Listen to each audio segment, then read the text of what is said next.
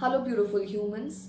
Spreading or trusting misinformation or fake news intentionally or unintentionally, especially in a fragile situation, is a grave mistake.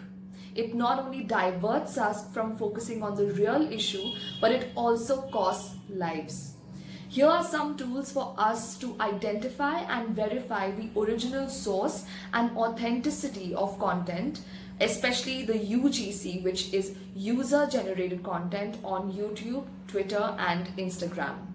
The guidelines for verification of information according to UNESCO are: be skeptical while editing or consuming information. Keep an accuracy checklist. Assume nothing. Be cautious with anonymous sources. Identify red flags by asking the following questions. Is this content original or from an old one? Has it been digitally manipulated? Can we confirm the time and place of photo or video captured using metadata or visual clues in the content? To verify authenticity of an image, do a reverse image search. For this, go to images.google.com on your desktop version, then drag and drop the image in the search bar or click on the camera icon and upload the image or paste URL. Or if you see the image on Google Chrome itself, do a right click and go to search Google for image. Now when you do these steps, you'll get the result and you will see if the picture has been rehashed and the source that it has been taken from. Now, ways of geolocating are by finding clues within the content itself. So study the license plates of cars and also study the road signs. For example, there's something called weather corroboration, and this is done by using Wolfram Alpha, which allows us to see if weather in the picture matches real historical events. Do a shadow analysis and check if the shadow has fallen correctly.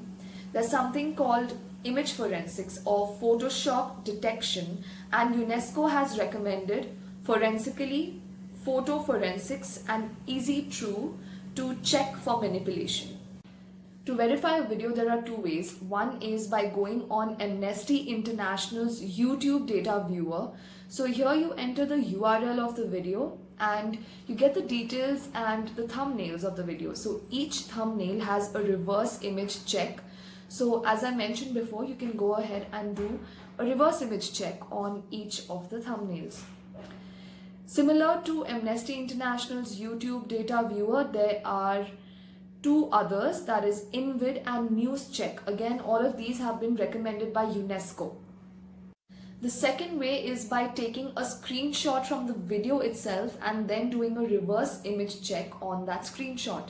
Other than Google reverse image check, there is RevEye and TinEye, both of which have been recommended by UNESCO.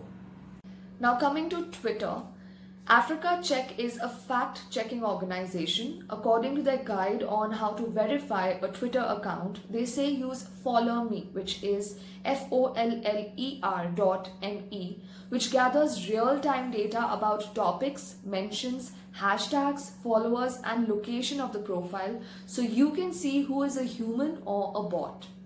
Apart from all of this, do refer to the UGC Ethics Guide by the Online News Association.